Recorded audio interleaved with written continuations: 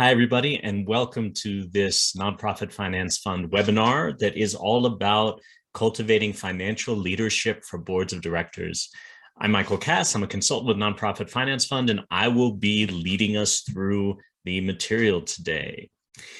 Before we get started, as we have throughout this webinar series, I wanted to take a moment to pause and acknowledge the land that we're all on wherever we are in the country and the history of the land. So I am offering this conversation from the ancestral homeland of the Tewa and Pueblo peoples, today known as Santa Fe, New Mexico.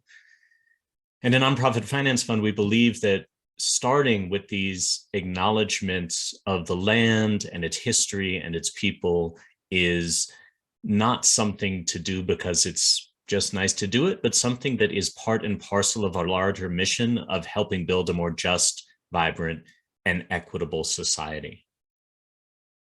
To recognize the land as an expression of gratitude and appreciation to those whose territory you reside on, and a way of honoring the indigenous people who have been living and working on the land from time immemorial. It's important to understand the longstanding history that has brought you to reside on the land and to seek to understand your place within that history. And I would add the place that our organizations play in that history. So if you indulge me, I'd love to just take a slow breath together before we dive into the content of this webinar.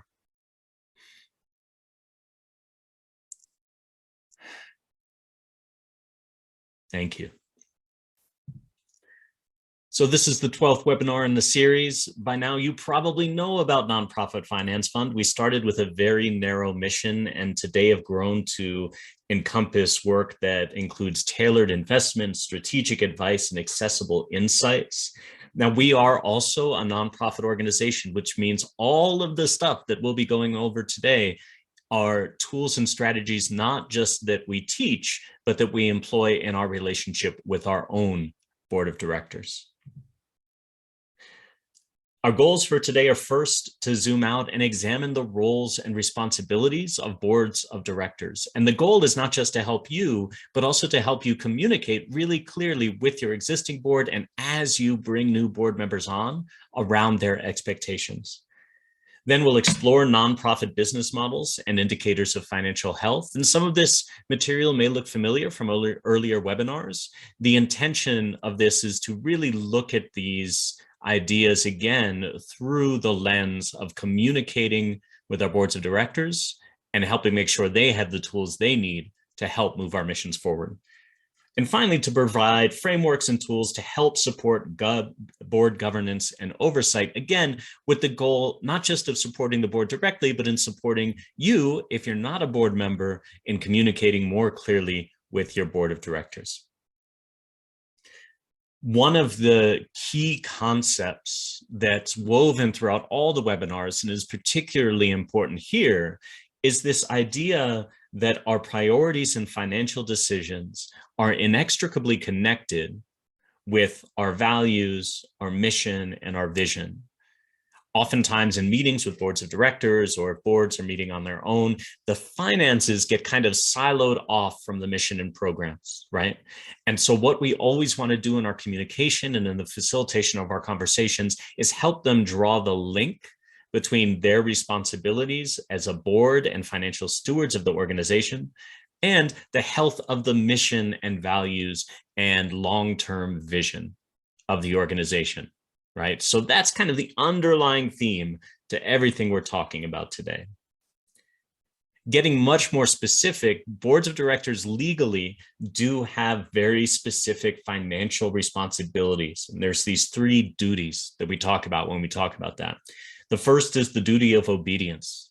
So the board of directors is ultimately responsible for making sure that the nonprofit obeys all the applicable laws and acts ethically, both because it's a good thing to do and also to maintain their 501c3 status. They have to ensure that the nonprofit stays aligned with its own stated corporate purposes and that the nonprofit's activities advance its mission, right? So the board ultimately is responsible for helping make sure that we don't drift off course. The second duty is the duty of loyalty, making decisions in the best interest of the nonprofit. This might seem like a no-brainer, but sometimes boards need to be reminded that ultimately they are responsible for these decisions that move the mission forward and don't advance their own interests.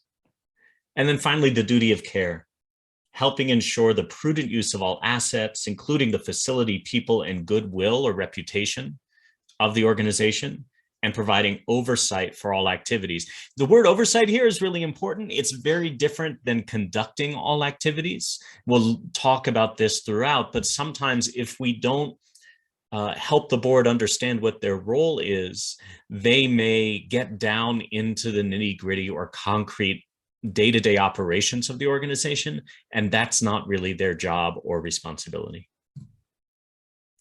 In terms of financial oversight, there's really two areas where the board has layers of responsibility. The first is in these concrete tasks. The board oversees the annual budgeting process and monitors progress. Again, oversee is a really key word here. Sometimes boards want to, or board members with the best of intentions, will start doing the budgeting, right? Or haggling over line items. That's not really their responsibility or their job. And so one thing that if you are a nonprofit leader, you can do is help them understand that their job is to oversee that process and understand it, but they don't have to get into the budgeting with you.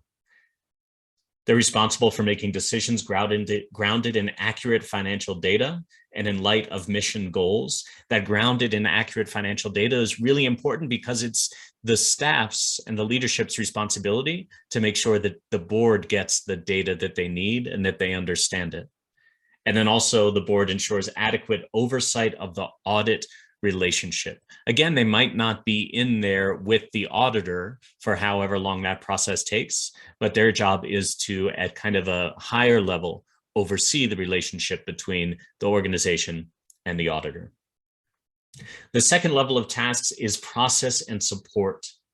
So the board is responsible for ensuring adequate financial resources for the organization so that you can fulfill your mission. That doesn't mean that they have to give all of the money themselves, but it does mean that they are responsible for keeping track of where your organization's finances are. Maybe you have a give or get policy where they are required as a condition of their membership on the board to contribute a certain amount every year or to make connections with folks who can do that.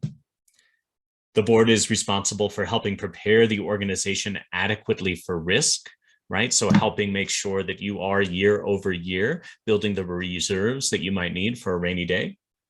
And then taking the long-term in addition to the short-term view. Here's where a board of directors can be really, really powerful. A lot of times if we're working in our organizations day to day and there's crisis or things are happening really quickly, we can get hyper-focused on the here and now. And when we do that, we lose that broader strategic perspective. And so one way that the board can be really powerful is helping you zoom back out and take the longer-term view. And finally, protecting the assets of the organization, right? Either from improper use or from excess liabilities or from being squandered. We're going to spend a fair bit of time now on the do's and don'ts of strong board financial management. And to be honest, we're going to spend most of our time on the do's because that is where we want to focus our attention and our energy. So our board, one of the things we want to help them do is think big picture, right? Going back to that diagram we looked at just a couple minutes ago, those financial decisions sit at the center of the organization's values, mission, and vision. So we want to help the board tie decisions and actions back to our mission and organizational health. Let's review from this board of directors perspective, the strengths-based approach and framework that we've looked at several times throughout this webinar series. At Nonprofit Finance Fund, we believe that capital is not just financial, it exists in these four areas. The first is your data and know-how. What do you know about the effectiveness of your programs? What do you do that no one else does, right? What is your subject field expertise? Your people and your skills. Oftentimes in our organizations, our greatest asset is not necessarily our building or our cash reserves. It's the people who have invested so much sweat equity and time in helping us build our mission and serve our communities. So our people and the skills that they've brought are a huge strength that our organization may have. Obviously, our financial resources, what's the strength of our balance sheet and of our business structure? And our network and relationships. What's our reputation like in the community? What's our reputation with our board, with funders, right? With our community? What networks and relationships do we have that create a sense of relationship and social capital that can help us move our missions forward? And all together, these four areas contribute to what we would call mission success, our ability to make an impact in the community and in our world in accordance with our mission. This is an incredibly valuable tool. I've used this with, I could try to count them, but it's a lot, countless boards of directors, and it's really, and even staffs. It's really fascinating what happens when we can use this tool. So here's how it works. You would just, you could create a worksheet that looks just like this: financial, networking, relationships, people and skills, data and know-how down on the left side. Along the top, what are our strengths? What are our needs? What are our opportunities and risks? And ask your board members to complete this to see where they are, right? Before you've talked to them, before you've brought them up to speed. And you may find that they're all aligned, that they all have the same understanding of what your strengths, needs, opportunities, and risks are. But much more likely, in our experience, is that you'll find a diversity of opinions and a diversity of understandings of where your organization is. And that can create a really rich opportunity for conversation and to get everybody aligned. So often we assume, because we have such a solid understanding and we are working day after day after day in our organizations, we assume that everybody has that same mindset or understanding. And the fact is that most of the time our board of directors, maybe even our staff, does not. And so this is a really powerful way to shed light on that and to give you almost like an outline or a way in to have that conversation. So once we are thinking big picture, the next thing that we can help our board do effectively is to learn the business, to understand the financial reality of our organization, the context, and how that business model works, which can help them really understand what it's important to look at. What do we monitor? So again, let's revisit some of these concepts and tools that we've seen earlier in the series, right? Our business model is our profitability and savings. Are we covering our costs? Are our surpluses sufficient to not just contribute to covering those costs, but put in savings, reserves, helping pay our people a living wage and a better salary, right? Our revenue dynamics: how does money flow into the organization? How do we bring it in? How is our revenue composition changed over time? And often we'll start out having a large amount of grant funding, and over time that may shift over to individual support or vice versa, right? What are the dynamics, not just of how much money comes into the organization, but how that money flows into the organization? And are those revenue streams reliable, or are they at risk, right? Oftentimes we'll get a large cash infusion from a grant, but it's not renewable. So that revenue source would be at risk. And that is something really important for your board of directors to know. Finally, our expense dynamics. How do we spend money? Are those expenses predictable? What percentage of those expenses are predictable, and how much are one-time capital expenses or unexpected expenses, right? How responsive is management to our operating decisions? How willing and able are they to make difficult decisions if we have, for example, an unexpected drop in revenue? How is the organization and the leadership able to take that into account and rapidly shift or adapt to maintain the integrity of the organization's mission, right? On the flip side of that, how able is the organization to respond to opportunity, right? Oftentimes I've come across situations where there's the opportunity for a huge windfall gift, and for whatever reason, the organization is not adequately prepared to responsibly steward that gift. And so what does it look like to build that kind of adaptability into your organizational dynamics, both at the staff and at the board level? That's the business model. And then looking at the capital structure, which is really, if we took a snapshot in time, is a picture of how much your organization owns versus how much you owe. We want to look at the health of the balance sheet. Do our assets, net assets, do our liabilities support our business and programs in a long-term way, not just on a day-to-day basis, right? Is there investment into fixed assets? Are you investing in depreciation? For example, in knowing that a roof might need to be replaced or a HVAC system might need to be replaced. Are you investing in that looking towards the future? And is debt being managed appropriately, right? In other words, are you able to pay it down in a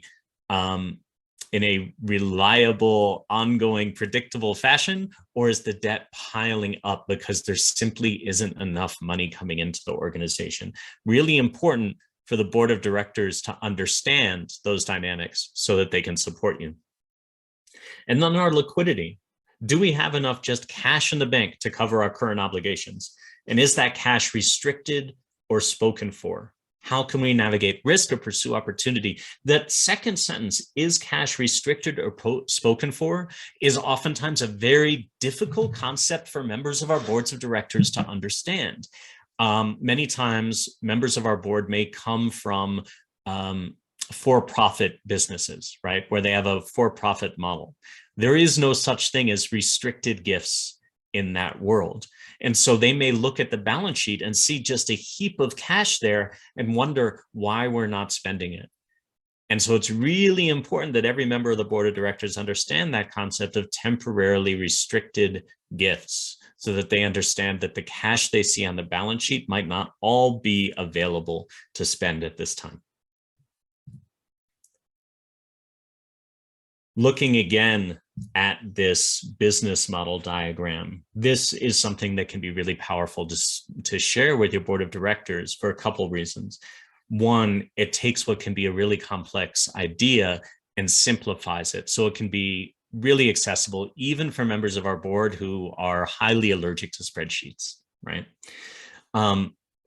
Starting here, our business model, right, as you know, reflects our day-to-day operating realities. The key question here is, can we cover our costs? Are we bringing in enough money? Are we bringing in more than we're spending? And are we, in the second part here, creating consistent surpluses? This is another one that is important for the board of directors to understand. I cannot tell you how many boards I've worked with who are under the impression that because you are a 501c3 designated organization, you have to have a zero budget. I've actually had board members tell me that it is illegal for a nonprofit organization to generate a surplus. That is not true. The key designation is that the board of directors does not profit from the organization.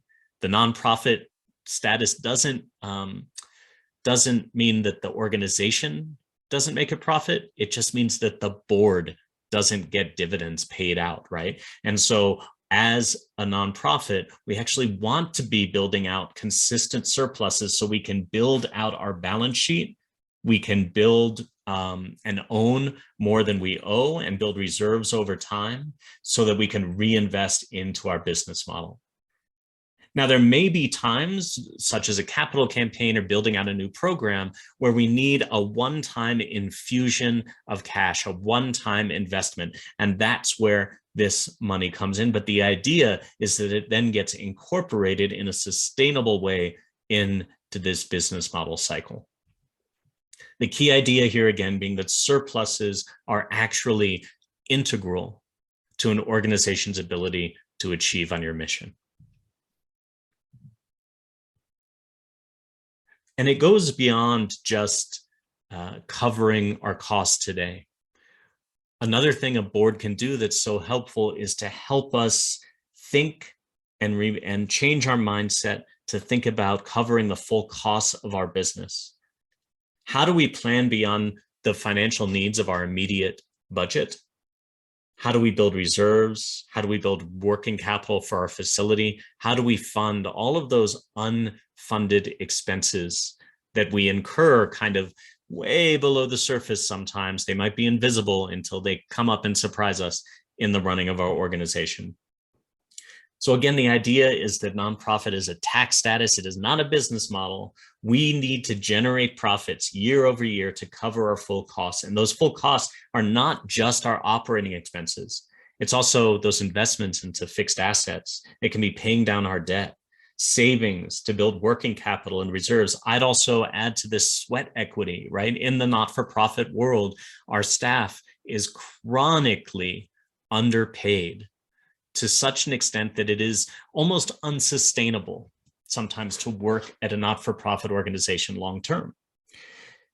So our full costs may include over time building up greater parity in our pay scales, so that our goal is to generate surpluses sufficient not to just cover our operating expenses, but over time to cover our full costs of achieving our outcomes each year. And again, you'll notice I'm using the word process a lot. This is not something that will happen overnight, right? Not only is it a financial shift, often it is a mindset shift, both for us in our organizations and for our board of directors to understand and start reorienting the ship towards that covering of full costs. When we think of full cost, let's break this down even a little more. There's our total expenses. And again, this is something that's really valuable to show your board of directors. There's our working capital for day-to-day needs, and our reserves or savings, right? An example of that might be a rainy day fund, a facilities fund, a program growth fund. And as a general rule, these top three are must-haves for all organizations. Every organization has these total operating, non-operating, and unfunded expenses. We all need working capital, and we all need to build reserves over time. These second three, managing our debt, right? Our mortgage, our line of credit, adding fixed assets so we can build a new building, do internal renovations, add a wing, buy computers, and change capital, which is those one-time cash infusions that are necessary to help us grow, adapt, or expand. These are sometimes needed by some organizations. And so even laying out these 6 categories in conversation with your board can help facilitate a really powerful conversation around where your priorities and where your needs are. One of the ways that boards can kind of use their energy in a way that is less helpful is if they kind of run through your budget and your planning with the best of intentions, but without enough structure. And so helping them understand these 6 categories can help create that structure so that they can channel their energy and their focus really in a helpful way. With that in mind, we want to help make sure that our board has the capacity to effectively monitor our operations and our financial reality, right? Keeping an eye on our financial health through these reports that can facilitate informed decisions. And generating those reports is your responsibility as a nonprofit leader or staff member. So on an annual basis, the board is responsible for approving the budget, the 990, and the audit. There are times if the board has not been given the ability to monitor that on an ongoing basis, that it can have the feeling of being like a rubber stamp. You just put something in front of them and they go, yeah, sure, okay. And that's it. That's not really fulfilling their responsibility. It adheres to the letter of the law, but not the spirit. So to help them, we as nonprofit leaders and staff members can generate reports in a way that is accessible and understandable to our board members, right? The key documents would be a narrative describing the financial status of the organization, our year-to-date actual revenue and expenses that compares that with our year-to-date budget, our full year budget, and last year's actuals. So that gives us a chance of to let them know and keep track ourselves of how we're doing in relation to how we thought we'd be doing this year and how we were doing last year in comparison, right? So you can see if there's been major fluctuations and talk about whether those were expected or unexpected. Sometimes we may want to look at cash flow projections, which again is that how much cash is flowing into the organization and how much cash is flowing out each month. And then our current balance sheet, right? Balance sheet tells us how much we own versus how much we owe. Other documents that might be really, really helpful is a dashboard of key performance indicators and program metrics, right? So program metrics might be number of participants, et cetera, and so on. In terms of finances, those metrics might be number of months of cash in the bank, unrestricted net assets that you have access to, right? You might want to look at percentage of grants that have come in. You might want to look at how many new contributors, right? Whatever those are, work in collaboration with your board to decide what the most meaningful metrics would be. If you have a lot of accounts receivable or payable, you may want an aging schedule that shows you when those are expected to come in and how long they've been out there. And if applicable, an investment summary. How are your investments doing? Particularly if you have an endowment or a board designated reserve.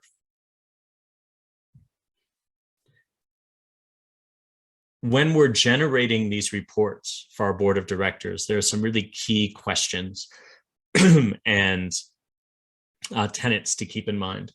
One is we want to make sure that the reports are right for our audience. If our board is not highly conversant with spreadsheets and finances, we may want to focus on a narrative and those high level metrics, right? Regardless, we want to make sure we have the right level of detail. One of the things that can really derail a board conversation is if we've given them too much information, too much granular information. An example, in 2008, I was working with an organization that was when the economy went into recession, we had to make some really hard decisions and cut our budget by 50%. And so we asked the board for assistance. And we did not do a great job of curating the information they were giving. So their mind, with the best of intentions, went to focus on the smallest line items. They would say things like, why are we spending $500 on postage stamps? Is that a place we can cut? And the answer was yes. But when you're faced with needing to cut $300,000 to $400,000, those $500 don't make the kind of difference that we needed. So we could have helped them and ourselves by making sure that they weren't seeing any line item less than $5,000 or $10,000, right? So rolling those smaller expenses up into larger line items so that they can focus on the things that really matter. And we want to make sure that we're generating reports consistently. That way they can see what's going on over time, compare financial information over time, and get used to being in relationship with this information, right? If we're only showing them financial information once or twice a year, then they're not going to be as familiar with it. And if they're not as familiar with it, they're not able to engage with it in a way that's as useful to us, right? Board reports are unique to the organization's business model and composition of programs. I wish there were just like a simple template that we could give you. But the fact is, every board of directors is different. Every organization is different. And so you'll need to work with your board to find out what the right reports are for them. And finally, continuing on that theme, we want to try to foster a collaborative relationship with our board, both in general and particularly when it comes to finances, right? How can we engage in productive conversations about financial health, about risk, about opportunity? Not only does that help the board be useful, it also gives staff the time to prepare and address issues that have come up or may come up in the future. So questions that can help guide collaborative conversations, right? I've been in board meetings where the way the information is presented, it's just sort of reported out on and they say, any questions? Or is this okay with everyone? And everyone kind of nods or doesn't have questions. That is not a collaborative conversation. So here are some questions that can help. For our business model, right? How can we live within our means? How are we adjusting expenses in line with revenue, right? how can we manage to a surplus? And how can we save enough cash to cover full costs and weather future risk, right? Looking at these questions, you can see how they're structured to be open-ended, to invite exploration and conversation instead of just get a yes, no, or approval, right? How can cash flow help us manage cash? We're inviting the board and relevant staff members into a conversation instead of just laying down the law or asking them for a simple yes or no.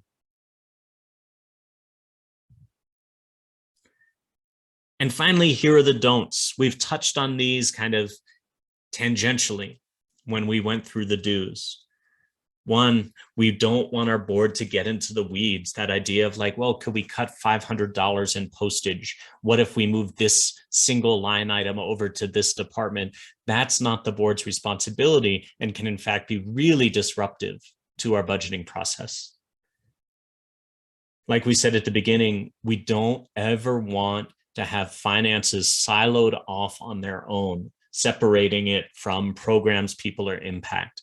It's really important, not just that the board understand that, but that everybody in the organization who needs to understand how our financial operating reality is inextricably linked with our mission and vision, right? Again, that idea of helping the board not fear a surplus, but rather to embrace it, to wholeheartedly pursue that surplus in our business model so that we can reinvest into our mission, reinvest into our business. We don't want them to rubber stamp things. We never want it to be a simple yes or no, right? If for no other reason than ultimately your board is legally responsible for the financial well-being of the organization, they need to understand the financial reality that you're working inside of. And finally, we never want to create a situation where our board surprises and derails us. That's something that can happen if we're not giving them useful reports in a consistent and useful way. Is that they may see our budget for the first time when it's ready to be approved, and then they may go like, wait, this doesn't make any sense. And suddenly the whole conversation gets derailed and the staff has to pick up the slack and do extraordinary amounts of work to address board members' concerns. Ideally, they'll be along with us at the appropriate level along the way, so that though any concerns are addressed as part of the process, as opposed to them swooping in at the end and derailing it.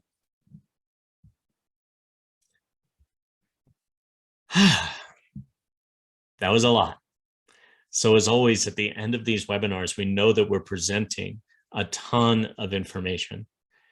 So before we close out, I'd love to invite you to take a moment to reflect on everything that we covered in just a short time today. What did you learn from today's session? Were there any aha moments?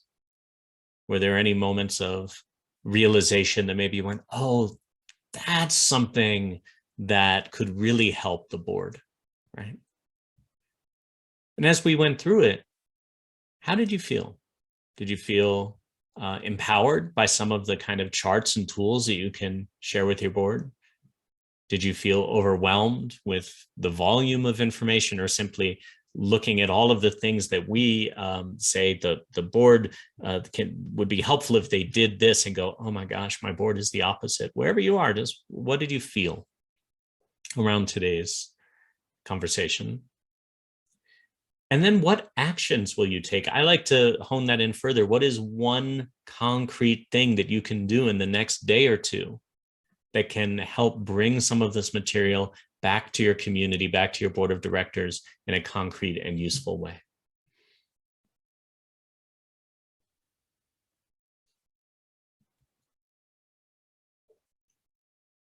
And finally, thank you. Thank you for taking the time to view this webinar, and hopefully all of the webinars in the series. This is the last one. Our goal with these is to really make this information accessible and useful in a concrete way. There are more resources at our website, nff.org, tools that you can use.